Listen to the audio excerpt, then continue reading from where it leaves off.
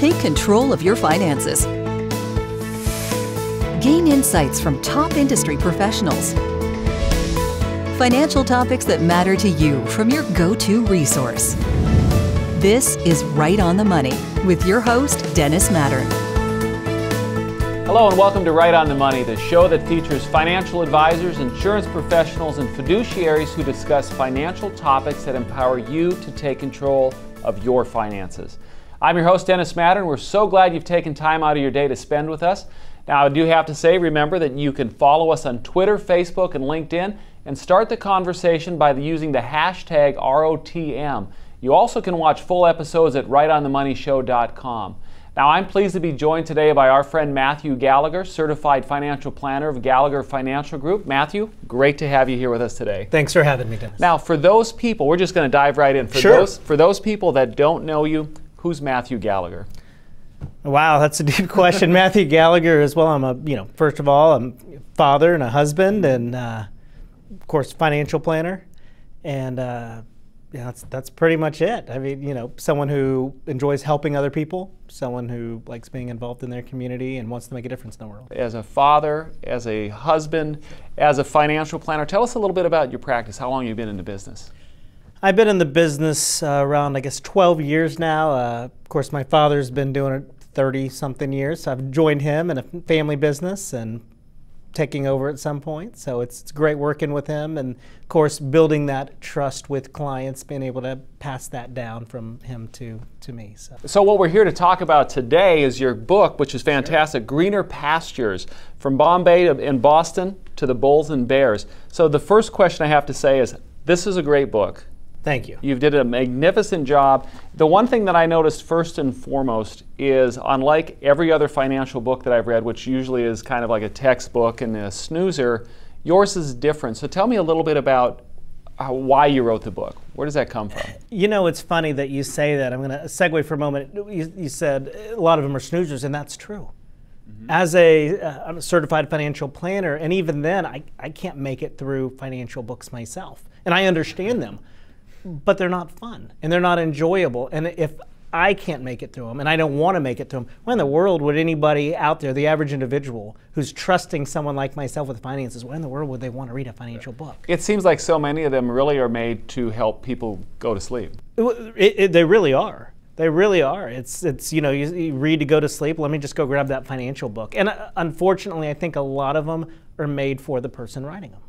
You're trying to show how smart you are. Mm-hmm. You're trying to show that you're smart, that you've got an accolade, that you've got a book, and that's great. But if people can't understand it, while that's a pat on the back for you, I'll come pat you on the back, that's fine. You don't need a book. If you're going to spend the time to write a book, make it something that's going to help people, that they're going to be able to understand. And that's what I try to do here. I like to think of, for instance, Joel Osteen. When I've listened to him before, he tells a lot of stories. Yes. And then he takes those stories and he uses the phrase "in the same way," and then he relates it back to the point he's trying to make. So this book, it's 10 chapters. It's an easy read, hopefully, and 7 of 10, 11 pages per chapter, maybe 8, is just telling a story. Not a financial story, just telling a story. And then it says, Dennis, in the same way that this story happened, it was something traumatic, something sappy, emotional, funny, whatever, to our family or things we've experienced in life that you can relate to having a family. In the same way, that's why this is important for your finances. That's why the light bulb goes off and you say, I get it. Yep. That's my goal. That's what I loved about the book, is your use of stories, and the fact that they're stories that there's some great references, biblical references, but then also the personal references. And that's the goal. There is biblical references in there, and obviously you asked earlier, who's Matthew Gallagher? First and foremost, even above all those things, is a believer and someone who tries to honor God with my decisions and business and family and everything else. And that's foundational, that's important to me.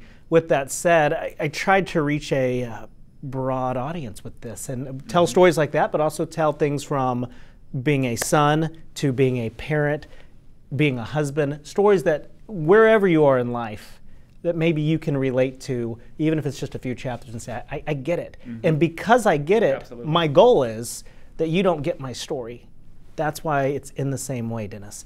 My goal is, by you getting the story, that you therefore get the financial point. It's a simple point. I take some simple principles that are basic, where all of a sudden you maybe understand something that you've never understood before because you can relate it to something about yourself. One of the chapters I really loved is My Foundational Wisdom, and you talk about the foundation of homes in Texas. Let's talk about that. Sure. Well, you know, and even I'd reference the Bible a minute ago, even going back before Texas, like biblical times, right? So you look at the Bible and it says, there's a story that everybody's probably heard about the wise man, foolish man, about build your house on the rock and not the sand. But the story of building your house on the rock is, I saw something different about it. It said that the person who built on the rock didn't build on a rock. I've always just heard that. It said they dug down deep until they hit the rock. I'd never thought of that. You know, even the children's song, you know, they just built on a rock, and you picture this house on a rock. Maybe it's a little crooked because it's on a rock, but whatever.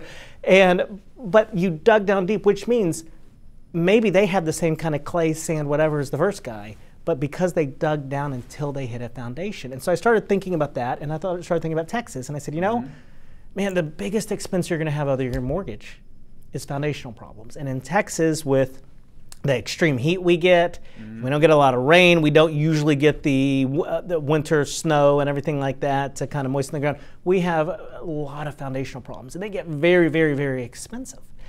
And so if you can do something to make sure, whether it's the foundational hoses, anything, to make sure that your foundation's okay, you're going to avoid that expense down the road. Otherwise, over the years, you're going to put in maybe half or more than you did to your entire mortgage and paying down your house.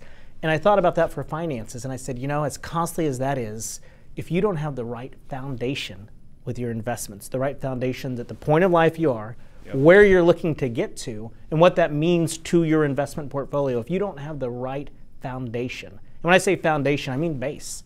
Foundation doesn't mean, well, let me go take a few dollars and throw it at this.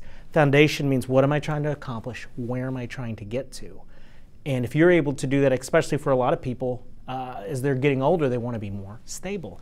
And so if your investments don't match that, then it's just like a house with a bad foundation. It cracks it. It ruins the house. You have all the expense. You're going to lose so much money in your retirement. You may be one of those people going back to work when you're 80.